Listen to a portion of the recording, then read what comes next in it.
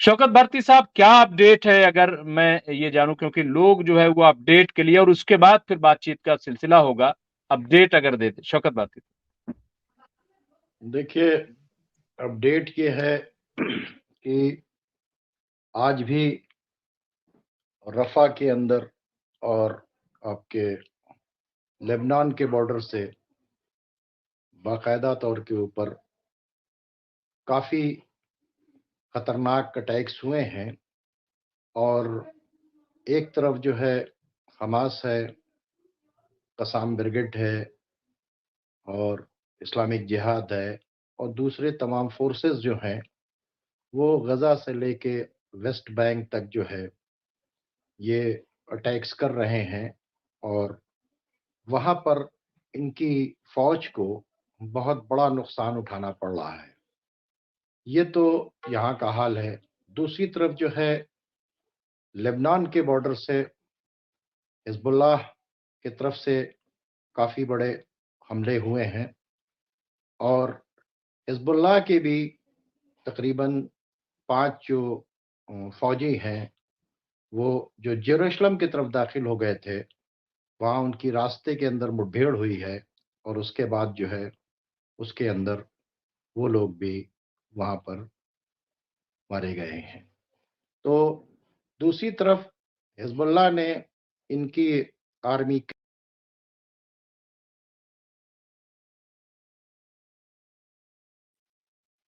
इनके spy network के ऊपर यानी पूरे तरीके से बड़े ज़बरदस्त हमले किए हैं।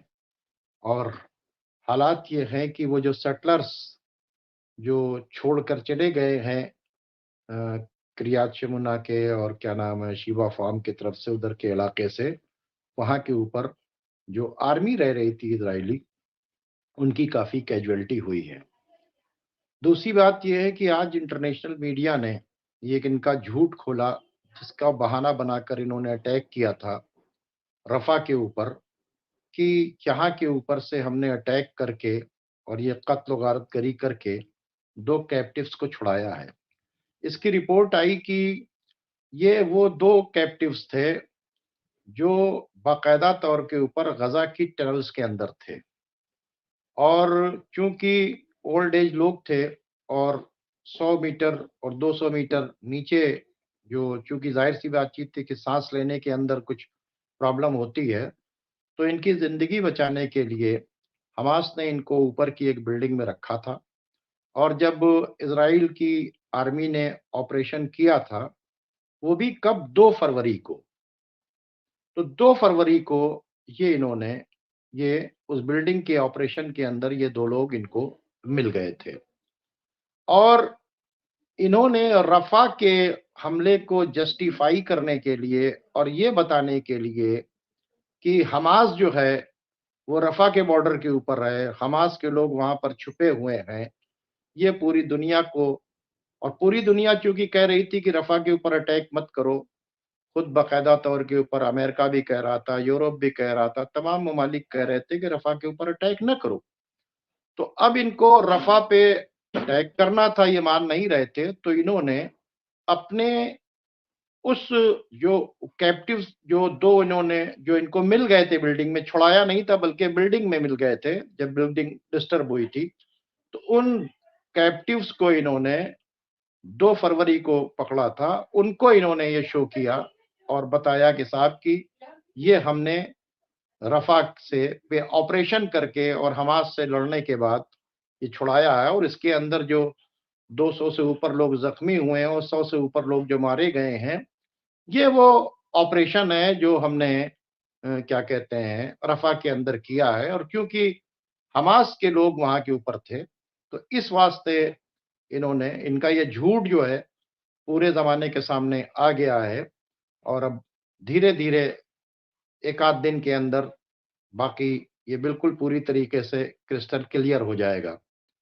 दूसरे यूरोपीय यूनियन के जो फॉरेन सेक्रेटरी हैं, उन्होंने बहुत क्या नाम है ज़बरदस्त बयान दिया है, और उन्होंने कहा कि ये जो यूरोप हो है और अमेरिका है, ये बेंजामिन नेतन्याहू के सामने हाथ जोड़कर कहता है कि प्लीज़ जंग बंद कर दीजिए, और वहां पर जाकर बेंजामिन नेतन्याहू से हाथ जोड़ता है और ये सिर्फ फालतू के बयानबाजी करता है कि गजा के अंदर मैसेकर हो रहा है, लोग मारे जा रहे हैं और इस तरह की बातें करता है। तो अगर ये वाकई इसमें सीरियस होता तो इजराइल को हथियार ही नहीं देता, हथियार की सप्लाई कम से कम कर देता।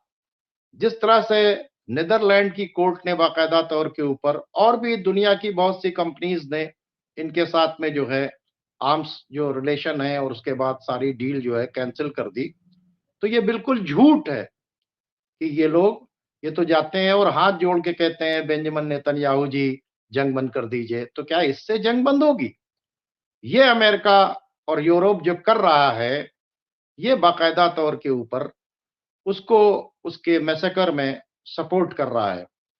दूसरी एक न्यूज ये आई है कि ब्रिटेन बाकायदा तौर के ऊपर इजराइल की आर्मी को ट्रेनिंग दे रहा है।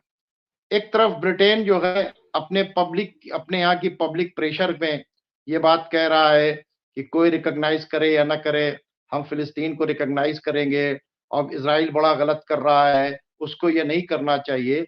तो आप देखें कि अमेरिका आर्म्स अम्मुनिशन दे रहा है, ये कोई और नहीं बोल रहा है, ये यूरोपीय यूनियन का जो है जो फॉरेन सेक्रेटरी है वो जो है ये उसके बारे में बाकायदा तौर के ऊपर बयान दे रहा है। तो ये यूरोप के मुंह के ऊपर उसने बहुत बड़ा तमाचा मारा है कि ये लोग कुछ नहीं कर रहे हैं और लोगों को मरता हुआ देख रहे हैं और सिर्फ बेंजामिन नेतन्याहू से जाके हाथ जोड़ते हैं। दूसरी तरफ काहिरा के अंदर फिर वही अरब कंट्रीज के लोग और सीआईए और मोसाद के लोग और शिनबैत के लोग बैठकर वही ड्रामेबाजी कर रहे हैं और सबका प्लान ये है कि किसी तरह से मिस्र जो है सनाया के अंदर जो है वहां के ऊपर कैंप्स लगाकर रफा के लोगों को शिफ्ट कर दे और रफा को वहां के ऊपर शिफ्ट कर दे और उसके बाद वहां कैंप बनाने का और तमाम खर्चा अमेरिका क्या कह रहा है कि वो हम बर्दाश्त करेंगे और मिडिल ईस्ट के हमारे पार्टनर्स बर्दाश्त करेंगे। यानी जॉर्डन है, कतर है, ये सब मिलकर जो है क्या करेंगे, वो वहां के ऊपर बर्दाश्त करेंगे। यानी जो सनाए के इलाके के अंदर निकालने की बातचीत हो रही थी वो बात आज भी हो रही है कि भाई अगर गजा के लोगों को बचाना है तो इसके मतलब इजराइल और अमेरिका जो पहले दिन से चाहते थे कि शिफ्ट कर दिया जाए, ये उस पर काम हो रहा है। क्योंकि उधर से इजिप्ट की मिलिट्री ने आने के बाद जो है वो अपने बॉर्डर्स के ऊपर तमाम अपने रडार सिस्टम और क्या क्या इंटरसेप्टर्स और ये सारी चीजें जो है लगा दी हैं, मिसाइल्स लगा दी हैं, सब कुछ लगा दिए हैं। बड़े अफसोस की बातचीत करना है, कहे कि 4000 टैंक है मिस्र के पास और मिस्र के पास 2000 से ज्यादा जो है फाइटर जेट्स हैं और बहुत ज्यादा उसकी आर्मी बहुत वो है, मजबूत है। लेकिन उसके बावजूद भी किस प्लान पर काम किया जा रहा है? प्लान पर यह काम हो रहा है कि किसी तरीके से यहां एंट्री न लें, उधर वो ग्राउंड ऑपरेशन करेगा, जब इधर भागेंगे तो यहां मिस्र वाले रोकेंगे और कोशिश की जा रही है कि किसी तरीके से हम यहां पर रफा से जो इतनी दूर हम ढकेल के लाए हैं वहां से शिफ्ट कर दें। जॉर्डन के शाह भी जो हैं वो भी जाके बाइडेन से मिले हैं क्योंकि वहां के ऊपर काफी ज्यादा प्रोटेस्ट हो रहा है, क्योंकि जॉर्डन के रहने वाले जो हैं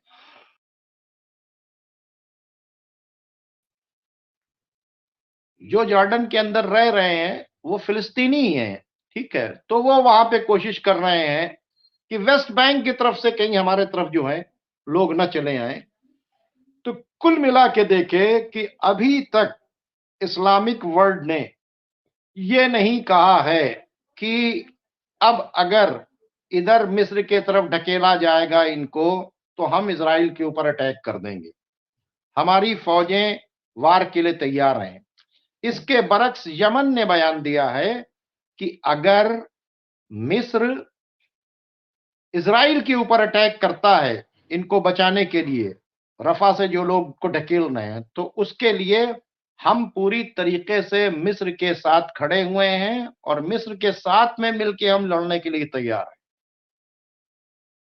इसलिए मिस्र को चाहिए कि एज सुन एज पॉसिबल जो है ये वहां के ऊपर जो प्रॉब्लम हो रही है इसको फौरन रोके, वहां के ऊपर अटैक्स को रोके और अपनी फौजों को वहां के ऊपर उतारे। दूसरी तरफ आप देखें कि आज भी जो है इराक की रेजिस्टेंस फोर्सेस ने सीरिया के अंदर बाकायदा तौर के ऊपर अमेरिकन बेसेस के ऊपर एक बड़ा अटैक किया है और वहां के ऊपर काफी कुछ डैमेज किया है। तो कुल मिलाकर यह रिपोर्ट है कि हम जहां पर खड़े थे कि इस्लामिक कंट्रीज कोई हल देंगी, अभी तक उनके तरफ से कोई हल नहीं सामने आया है। और हल यह है कि फोर्सफुली कौन इनको रोकता है। आज भी वो यही चाह रहे हैं कि कुछ अमेरिका कर दे, कुछ ब्रिटेन कर दे, कुछ यूरोप कर दे, हम कुछ ना करें।